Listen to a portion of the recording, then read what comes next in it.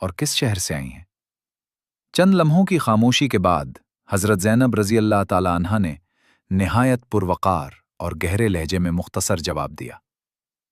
ہم مدینہ منورہ کے رہنے والے ہیں۔ مدینہ منورہ کا نام سن کر ہند کی حالت یکسر بدل گئی۔ وہ فوراً کرسی سے اٹھ کھڑی ہوئی اور بے اختیار بولی، کیا آپ مدینہ والوں کو جانتی ہیں؟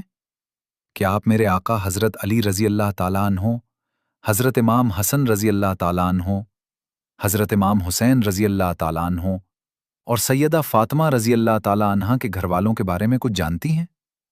میں اس گھر کی وفادار خادمہ رہی ہوں۔ مجھے ان سب سے بے پناہ محبت ہے، خاص طور پر بی بی زینب رضی اللہ تعالیٰ عنہ سے۔ میں ان کے بچپن کی خادمہ رہی ہوں۔ یہ الفاظ سن کر حضرت زینب رضی اللہ تعالیٰ عنہ کی آنکھوں سے آنسو جاری ہو گئے۔ آپ نے دھیمے لہجے میں فرمایا، تم اس گھر کے کن افراد کو جانتی ہو؟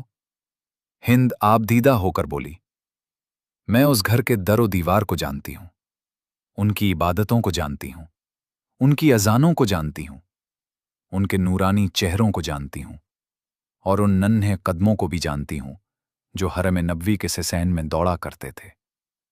پھر اس نے لرزتی ہوئی آواز میں پوچھا، بی بی، مجھے بتائیے، میرے آقا حضرت امام حسین رضی اللہ تعالیٰ عنہ کہاں ہیں؟ ان کی اولاد کہاں ہے؟ ان کی بیٹیاں کہاں ہیں؟ اور بی بی زینب رضی اللہ تعالیٰ عنہ کہاں ہیں؟ حضرت زینب رضی اللہ تعالیٰ عنہ نے اس کی آنکھوں میں دیکھا اور فرمایا، تو نے حضرت علی رضی اللہ تعالیٰ عنہ کے گھر والوں کا حال پوچھا ہے، ہم اسی گھر کے افراد ہیں۔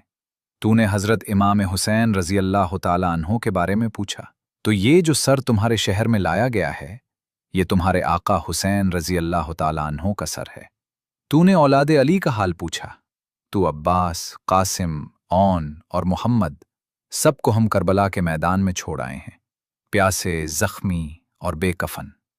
تو نے حضرت امام حسین رضی اللہ تعالیٰ عنہ کی نسل کے بارے میں پوچھا، تو ان کا صرف ایک بیٹا باقی ہے، حضرت علی بن حسین رضی اللہ تعالیٰ عنہ، جو بیماری کی وجہ سے کمزور ہیں اور قید میں ہیں۔